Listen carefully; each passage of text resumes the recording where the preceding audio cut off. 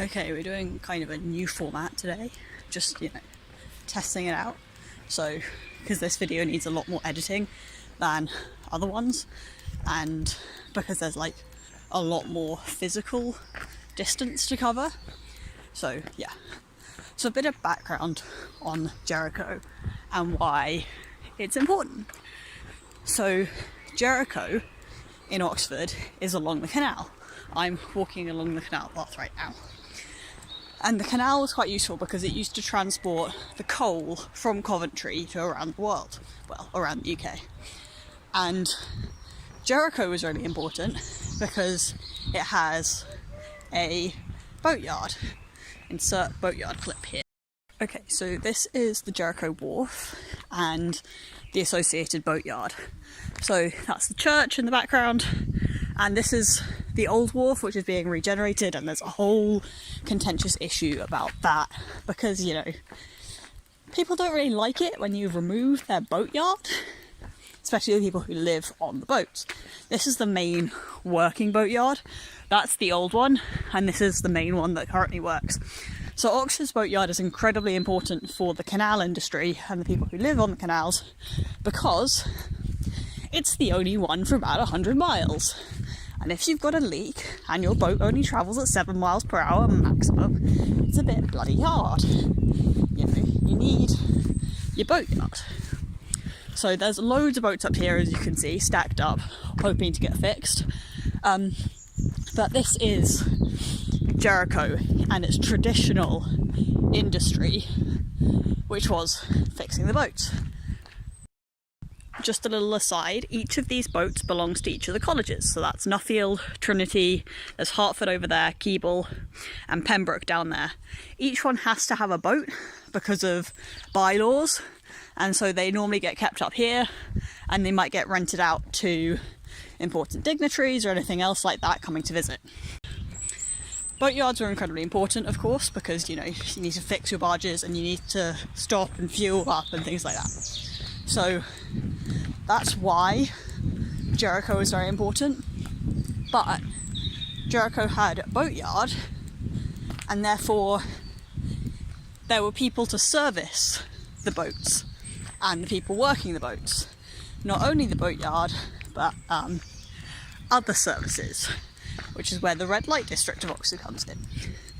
Red light districts being places where, to quote the Times, ladies of the night, otherwise known as prostitutes, would help to service the boat workers. Now, we're not talking like one guy on the boat, there'd normally be a couple, so it was a pretty thriving business. And because it was the boatyard, and Oxford did have commercial industry, insert Lucy's clip. So this is the Eagle Iron Works. It was a fairly important place in Oxford. This is a piece of Oxford's history and its industry. The Eagle Iron Works ran from the 1700s up until 2005, when it was shut down and taken over and turned into the luxury flats that you see around me. There was a heck of a lot of contention about turning this into flats because of the gentrification process. This is a piece of traditional Oxford, and most people didn't really like it because, these flats are not designed for the people that Jericho used to service. And in 2005, it was still known as that place in Oxford. Of course, now it's hip and modern and new, but this was a piece of Oxford's history, and most people have forgotten about the Eagle Iron Works now, but this was fairly important, and the canal did service this industry, moving the products up and down the country from the 1700s until 2005, when it closed. And it became flats, and it became Oxford University places, and there's, a property services and things like that in the area. It was quite important to have the boatyard, but the people who lived in the area tended to be lower socioeconomics because, you're working in an iron foundry and in other pieces of industry around Oxford. So Like, Jericho was not seen as a very high-end place. But we're also talking about the 1960s and earlier in Oxford's history. Okay, so the important thing you have to remember in this whole situation is that until the 1960s and 70s, all Oxford students were housed by their college. You know, it wasn't a big thing. You know, you went into college accommodation. And if you were a professor, you probably lived in either North Oxford or South Oxford, instead of in East Oxford where we are, or West Oxford, which is another story for another day. So, and also until the 1960s and 70s, you know, there weren't as many people in Oxford. Being a Oxford University graduate was practically unheard of, and it was, you know, there weren't international students and there weren't as many people coming to the university. Now, bylaws in Oxford say that you have to house some 70% of your students, but those other 30% are basically fucked. So they decided, when they needed an accommodation, to try and find some. So where did they go? The cheapest accommodation possible, i.e. Jericho, because of its situation. Nobody really wanted to live here if you were a posh person and had money, so they chose to live in Jericho. And because they were young, you know, smart graduates or whatever, getting professional industry jobs, they started to gentrify the area, you know. And unfortunately, with the closing down of, you know, different things like the manufacturing industry and the reduction in the canal community, you know, people started moving out, and the young, you know, new hip, whatever, the millennials of the generation, probably the fucking baby boomers at that point, were moving in. So that's why Jericho stopped being a red light district and now is one of the most expensive places in Oxford to live.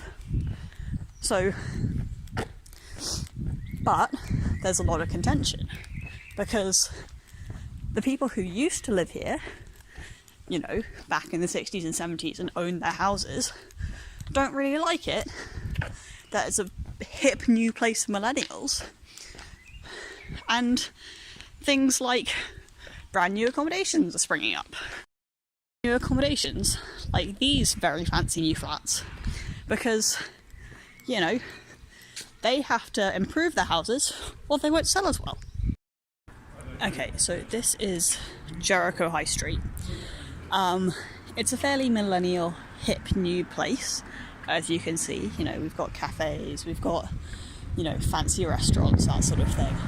So before Oxford expanded out, Jericho would have been its own village. We're talking in about, you know, 1500. You know, it's not a very... It's been part of Oxford for a very long time. But this is the traditional high street. And, yeah, it's got quite a lot of very fancy millennial style places. But there are, you know, the locals who live slightly further towards that way, which is North Oxford, where the houses are super expensive and everything's, you know, posh. As I walk back along the canal path, this is the back of the Eagle Iron Works flats, and yeah, I think this is the conclusion of this little video essay. You know, I'm just trying desperately to hope to God that I don't bump into my ex-boyfriend. Yeet. Hey guys, Matt from the future here. I'm just finishing editing the video, and holy Jesus, this is terrible, but I hope you all appreciate the fact that I left my house to make this for you. So there's a couple of little bits and pieces that I think I've slightly missed out on. So what I was really wanting to point out was the fact that Jericho went from something that was very, very negative, being the red light district of Oxford, to something that is now very positive, and it's a very expensive place to live, despite the fact that the housing is not great. You know, these are poor people's houses, and they aren't built to great standards, so people are putting a lot of money into improving them, and therefore that's increased property prices.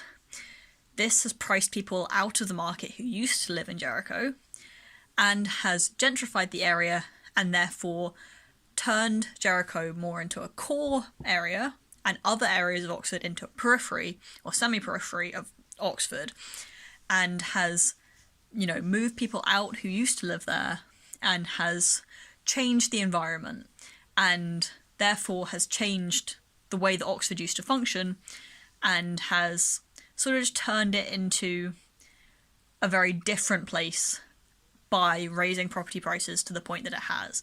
It's now one of the most expensive places to live in Oxford. It's not as expensive as others, but the whole gentrification process has increased the cost of living in Oxford. And because of the gentrification process, it has pushed a lot of people out, like the boat community, as the people who live in Jericho don't want the boat community there anymore. They're seen as less than, and the boat community say, we've been here for longer than you have, bugger off.